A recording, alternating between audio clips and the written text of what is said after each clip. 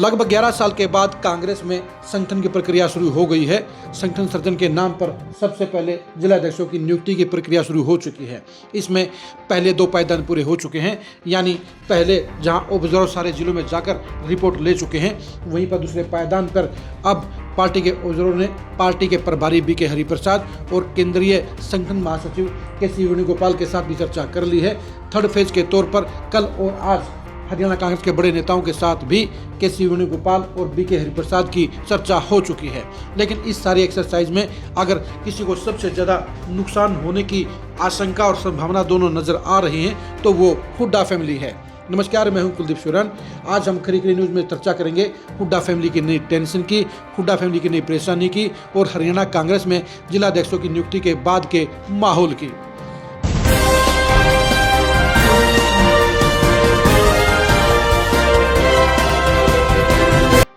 अगले कुछ दिनों में हरियाणा कांग्रेस के जिलाध्यक्षों की नियुक्ति का ऐलान कर दिया जाएगा। जिस तरह से फटाफट मीटिंगें चल रही हैं उसके हिसाब से ये तय लग रहा है कि 30 जुलाई से पहले जिलाध्यक्षों की सूची आ सकती है।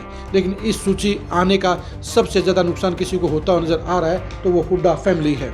हम आपको बता दें कि कांग्रेस के जिलाध्यक्ष बनने के लिए 1150 लोगों ने अप्लाई किया है, दावेदारी की है। और ख़ास बात यह भी है 1150 में से लगभग 950 लोग भूपेंद्र हुड्डा खेमे के हैं, यानी लगभग 85% नेताओं की दावेदारी हुड्डा खेमे की तरफ से है।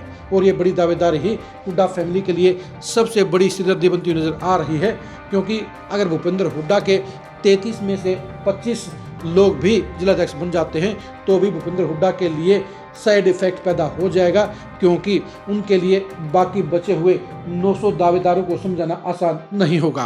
क्योंकि भूपेंद्र हुड्डा के साथ खड़े हुए तमाम 950 लोग ये चाहते हैं कि वो जिलाध्यक्ष बने, और इसलिए उन्होंने भूपेंद्र हुड्डा के पास में और दीपेंद्र हुड्डा के पास में जाकर अपनी दावेदारी की सपोर्ट करने के लिए भी हर मुमकिन प्रयास किया था। ये अलग बात है कि भूपेंद्र हुड्डा ने इस बार जिलाध्यक्षों की नियुक्ति के लिए साफ तौर पर यह कह दिया कि सेंट्रल लेवल पर हाईकमान की कार्रवाई चल रही है, हाईकमान के ऑब्जर्वर रिपोर्ट बना रहे हैं और उनकी पैनल की रिपोर्ट के आधार पर ही जिलाध्यक्ष नियुक्त किए जाएंगे। इसी तरह से दीपेंद्र हुड्डा के पास भी अपने आप को जिलाध्यक्ष बनाने वाले लोगों की कतार लगी रही।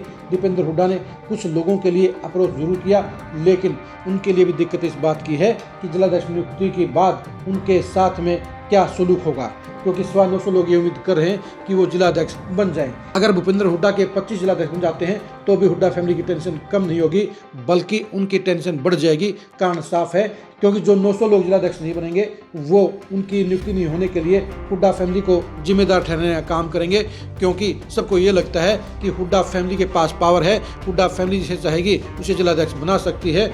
और कल की मीटिंग के बाद तो ये और भी ज़्यादा मैसेज चला जाएगा, क्योंकि कल भूपेंद्र हुड्डा और दीपेंद्र हुड्डा दोनों ने ही के.सी. वेणुगोपाल और बीके हरिप्रसाद के साथ मीटिंग में जिलाध्यक्षों की नियुक्ति पर चर्चा की है। और हरियाणा में ये बात कांग्रेस में ट्रेवल हो रही है कि भूपेंद्र हुड्डा से इस बारे में लिस्ट मांगी गई है।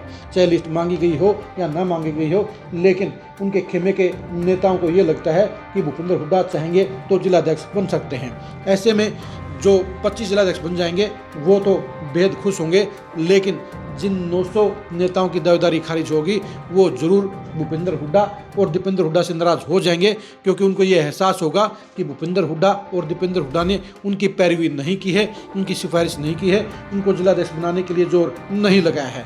ऐसे में भूपेंद्र हुड्डा और दीपेंद्र हुड्डा के लिए ही सबसे बड़ी दिक्कत बन जाएगी कि वो इन 900 लोगों का पेटा कैसे भरेंगे। ऐसे माहौल में भूपेंद्र हुड्डा और दीपेंद्र हुड्डा के लिए भीत और लठ के बीच में फंसने की पुरानी कहावत पूरी तरह से लागू होती नजर आ रही है। इसका मतलब यह है कि भूपेंद्र हुड्डा के समर्थक बहुसंख्या में जिलाध्यक्ष बनने के बावजूद उनके लिए एक नई सरदर्दी जिलाध्यक्ष नहीं बनने वालों की रहेगी, क्योंकि जिलाध्यक्ष बनने वाले तो अपनी मौज कर जाएंगे, लेकिन जिलाध्यक्ष नहीं बनने वाले इसके लिए ठीकरा हुड्डा फैमिली पर फोड़ने का काम करेंगे। वो हुड्डा फैमिली से नाराज हो जाएंगे और कई लोग ऐसे भी होंगे जो इस नाराजगी के चलते बगावत कर सकते हैं, वो दूसरे नेताओं के खेमे में जा सकते हैं। यानी भूपेंद्र हुड्डा और दीपेंद्र हुड्डा के लिए 70-80% जिलाध्यक्ष बनाना भी खुशी का कारण नहीं होगा, क्योंकि उनके खेमे के अंदर ही बगावत पैदा हो जाएगी, उनके अपने नेताओं के अंदर ही आपसी विरोध पैदा हो जाएगा, जिसके चलते एक तरफ जहां उनके ही जिलाध्यक्षों को उनके ही नेताओं की सपोर्ट नहीं मिलेगी, वहीं पर उनके नेताओं के बीच में, उनके कैंप के बीच में भी सेंध लग जाएगी, जिसके चलते उनके नेताओं में बिखराव हो जाएगा और ऐसे में उनके लिए फ़ायदा होने की बजाय नुकसान होने के बड़े आसार पैदा हो जाएंगे। आप हुड्डा फैमिली की इस बड़ी टेंशन के बारे में क्या कहेंगे, कमेंट करके जरूर बताइए। क्या हुड्डा फैमिली अपने चहेतों को मेरिट के आधार पर जिलाध्यक्ष बनने में सफल रहेगी या हाईकमान की मर्जी के हिसाब से ही जिलाध्यक्ष बनेंगे? इसके बारे में अपनी राय दीजिए।